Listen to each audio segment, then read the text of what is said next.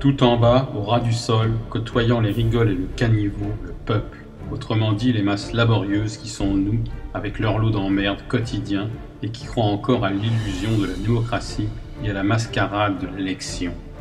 Au-dessus, les gouvernements qui possèdent le monopole du pouvoir, qui l'utilisent pour nous taxer, nous contrôler comme du bétail. Au niveau supérieur, les grandes entreprises, les multinationales qui contrôlent les gouvernements et dirigent réellement le monde. Financement des campagnes et corruption de la classe dirigeante par le pouvoir de l'argent, pour leur seul profit. Sans elles, les politiques et les partis n'existeraient pas. C'est ce qu'on appelle la corporatocratie. Pour prendre possession des ressources mondiales et contrôler les marchés, ces grandes entreprises se financent auprès des grandes banques, le cartel bancaire, Wall Street, la City, qui leur prête à des taux préférentiels au détriment de l'emploi et des salaires. Au-dessus, les banques centrales internationales, BCE, la Fed, détenues par des capitaux privés, qui impriment la monnaie papier et dictent leurs lois aux nations.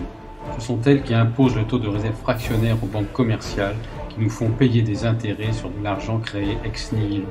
La BCE est totalement indépendante et a pour seule mission de réguler l'inflation. Et l'inflation se paye en chômage.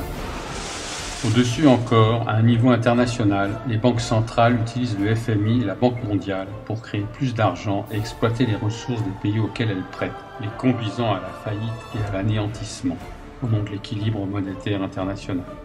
Sous prétexte de les sauver, elles imposent leurs lois, les lois du marché, pour le profit d'une petite élite sans scrupules, au détriment des peuples qu'elles saignent à blanc, avec le soutien des politiques et des médias subordonnés. À l'avant-dernier niveau, la Banque centrale des banques centrales, la BRI, la Banque des règlements internationaux, créée par les Rothschild, qui contrôle toutes les banques centrales internationales. Au dernier niveau, tout en haut, juste sous l'œil qui domine le monde, une petite élite oligarchique réduite aux seules familles des Rothschild, cartel bancaire, et des Rockefeller, complexe militaro-industriel, assises sur leur bon gros tas d'or et qui regardent sombrer les peuples dans une extrême pauvreté en se tapotant le bas du ventre avec la satisfaction du devoir accompli. Ils poussent des cris de félicité et de suffisance en tirant sur leurs bretelles. Pof, pof, bruit de la fumée du cigare au prix incalculable qui s'échappe de la bouche de ces hyènes insatiables des ténèbres.